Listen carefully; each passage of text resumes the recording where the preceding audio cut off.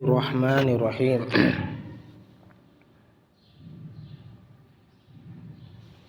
عقیدہ ختم نبوت پر آپ 2 قرآنی دلائل الحمدللہ سن چکے ہو۔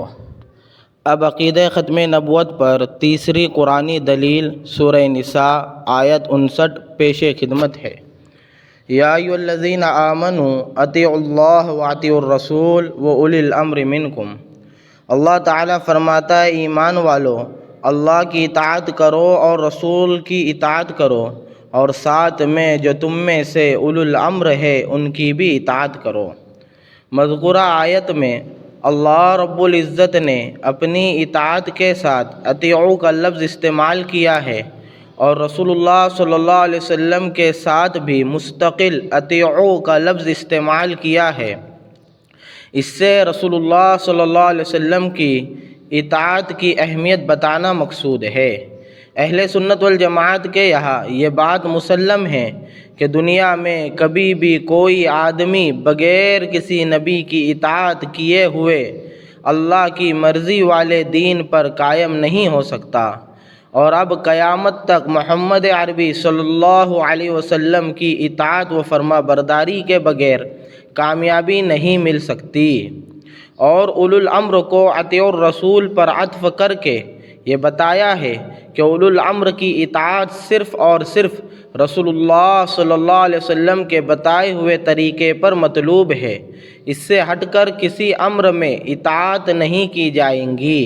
اولو الامر سے مراد علماء تفاسیر کے یہاں خلیفہ، ارباب حکومت اسلامیہ، مجتہدین اور علماء کرام مراد ہے۔ مفتی اعظم مفتی شفیع عثمانی صاحب رحمۃ اللہ علیہ تحریر فرماتے ہیں کہ اس آیت کریمہ میں 2 طرح سے نبی کریم صلی اللہ علیہ وسلم کے آخری نبی ہونے پر دلالت موجود ہے۔ ایک اس طرح کہ آیت مذکورہ میں اللہ تعالیٰ نے امت کی کامیابی کا مدار صرف اور صرف رسول اللہ محمد عربی صلی اللہ علیہ وسلم کی اطاعت کو بتایا۔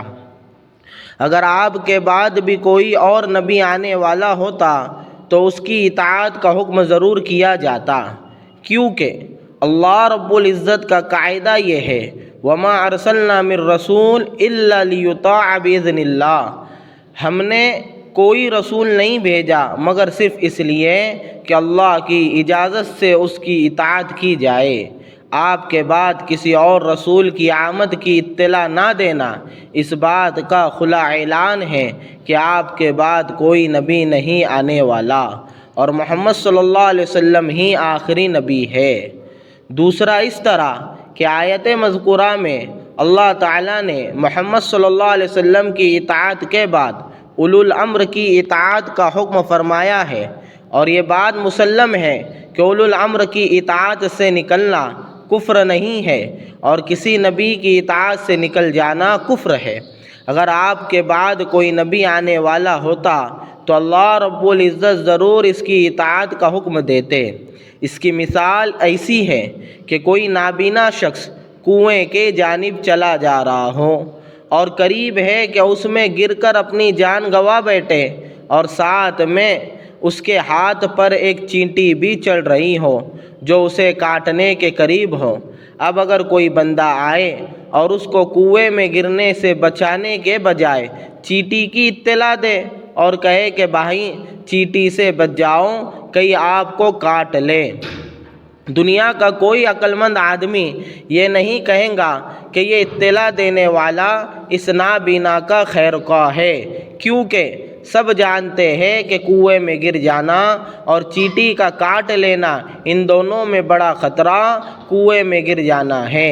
ٹھیک اسی طریقے سے اولو الامر کی اطاعت سے نکلنا یہ فسق ہے، چھوٹا خطرہ ہے، اور نبی کی اطاعت سے نکلنا یہ کفر ہے اور بڑا خطرہ ہے۔